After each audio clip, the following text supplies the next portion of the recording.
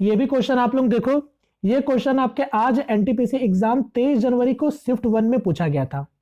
और ये भी क्वेश्चन मैं कह सकता हूं कि 60 और 40 के रेशियो में लोगों ने इसको सॉल्व किया है।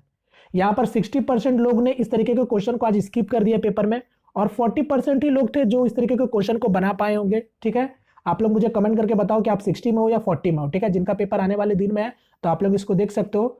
हालांकि मैं बता दूं, ये क्वेश्चन जो है ये कल के भी सेकेंड शिफ्ट से आपके आपके पूछे जा चुके हैं। ठीक है, मतलब कल का सेकेंड शिफ्ट में ये क्वेश्चन ऑलरेडी पूछा जा चुका था, और सेम डेटा के साथ आपके पेपर में इस तरीके से पूछे गए थे। आपका देख सकते हो क्वेश्चन इसी फॉर्मेट में है, केवल डेटा का बस फर्क है। और ये कल से ही इस तरीके के क्वेश्चन का पैटर्न आपके बने हैं। ठीक है, मैं ऑलरेडी एनालिसिस को मैं पूरे अच्छे तरीके से देख रहा हूं। अब अभी मुझे ये नहीं पता कि कल के सेकंड शिफ्ट में पूछे गए थे और आज के फर्स्ट शिफ्ट में पूछे गए थे, ये तो कंफर्म है।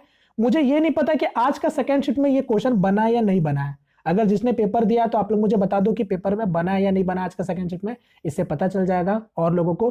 बाद बाकी आप लोग देख सकते हो क्वेश्चन को कैसे सॉल्व करना, ये मैं आपको बता देता हूं। देखो क्वेश्चन में कुछ भी नहीं था, केवल आपके समझ के ऊपर था। क्वेश्चन में क्या बोला था कि एक्स और वाई किसी काम को 16 दिन में करेंगे, वाई और जेड उसी काम को 24 दिन में करेंगे। एक्स, वाई और जेड तीनों मिलकर उस काम को 12 दिन में करेंगे। तो आपको बताना था कि एक्स और जेड उसी काम को कितने दिन में करेंगे। ठीक है, अब देखो यहां पर आप जैसा चाहते वैसा सॉल्व कर पाते हैं। ठीक है, अगर आपको फॉर्मूला पता है तो आप डायरेक्ट से फॉर्मूला भी लगा सकते थे। जैसे कि अगर मैं बात करूं, अगर आपको कोई दो लोगों का काम, अगर आपको पता है कि कोई दो लोग मिलकर काम को 6 दिन में करते हैं, अगर उसमें से बी अगर अकेला करना चाहे उस काम को तो 8 दिन में करेगा, तो आप जानते हो डायरेक्ट आप ए का काम अकेले दिन में निकाल सकते हो। फॉर्मूला क्या होता है, 6 गुना 8 और दोनों का अंतर यानी 2, यानी क्या हो जाएगा, 24 हो जाएगा। तो बस इसी फॉर्मूला पर आप इस क्वेश्चन को भी जल्दी सॉल्व कर सकते थे, या फिर अपना जो ट्रेडिशनल है एलसीएम मेथड, आप एलसीएम से भी बना सकते थे, ये आपके ऊपर है। तो यहां पर मैं एलसीएम से ही बना देता हूं जो यूनिवर्सल है सभी लोगों के लिए, और आपको समझ भी आएगा। देखो एक्स और वाई कितने दिन में काम कर रहे हैं, 16 दिन में कर रहे हैं। वाई और जेड उसी काम को 24 दिन में कर पा रहे हैं। और तीनों लोगों के बारे में क्या बोला है कि एक्स वाई जेड जब तीनों मिलकर कर रहे हैं काम तो 12 दिन का समय लग रहा। तो टोटल वर्क क्या हो जाएगा, इन तीनों का एलसीएम, यानी मैं 48 ले सकता हूं।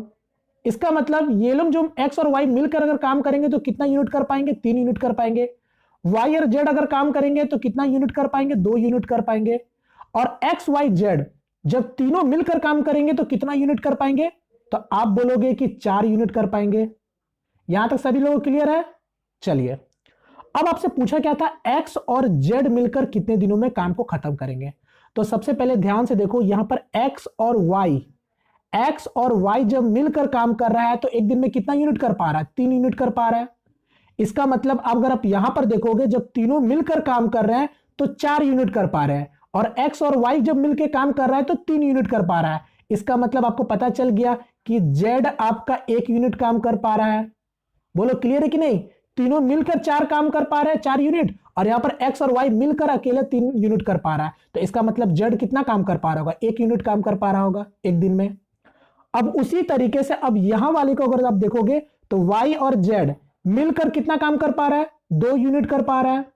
वाई और जेड मिलकर 2 यूनिट काम कर पा रहा है, और तीनों लोग मिलकर कितना कर रहे थे, 4 कर रहे थे। तो इससे यहां पर आपको पता चल जा रहा है कि एक्स आपका कितना यूनिट काम कर पा रहा है, 2 यूनिट कर पा रहा है। बोलो क्लियर है कि नहीं क्लियर है। अब आप देख सकते हो, आपको पता चल गया कि जेड एक दिन में 1 यूनिट कर रहा है और एक्स आपका एक दिन में 2 यूनिट कर पाएगा। तो आपसे पूछा था दोनों मिलकर कितने दिन में काम को करेगा, तो दोनों मिलकर एक दिन में कितना यूनिट कर पाएगा, 3 यूनिट कर पाएगा, यानी 48/3। इसका करेक्ट आंसर हो जाता 16। क्लियर, तो इसी ऐसे ही आपको बस बनाना था। चलो उम्मीद करता हूं आप लोग समझ गए होंगे। चलो ये भी क्वेश्चन आप देख लो जो कल पूछा गया था, इसका आंसर क्या होगा, और क्वेश्चन का डेटा भी एग्जैक्ट इसी तरीके से है। यहां पर 24 बोला है तो मैं अब ज्यादा नहीं लिखूंगा, जल्दी मैं सॉल्व कर देता हूं। ये ए बी 24 हो गया, बी सी आपका 12 हो गया, और तीनों लोगों का मिला के दे रखा था ए बी सी, ये कितना दे रखा था, 6 दे रखा था। टोटल वर्क आपका 24 हो गया, 1 हो गया, 2 हो गया, और यहां पर आपका 4 हो गया। अब उसी तरीके से ए बी का कितना दे रखा है, 1, तो यहां से सी निकल जाएगा।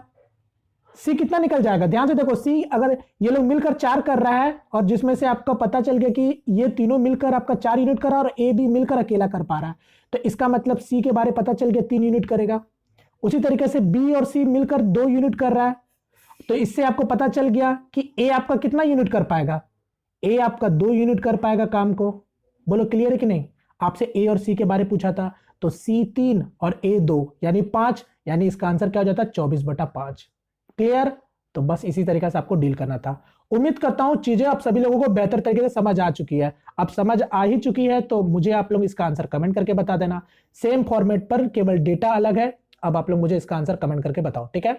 तो उम्मीद करता हूं फ्रेंड्स ये छोटा सा सेशन आपको पसंद आया होगा। पसंद आया तो प्लीज वीडियो को लाइक करके अपना सपोर्ट जरूर दिखाइएगा, और चैनल पहली दफा आया तो प्लीज चैनल को सब्सक्राइब जरूर कर दीजिएगा, ठीक है? तो मिलते हैं फ्रेंड किसी नेक्स्ट वीडियो में, तब तक के लिए जय हिंद, जय भारत।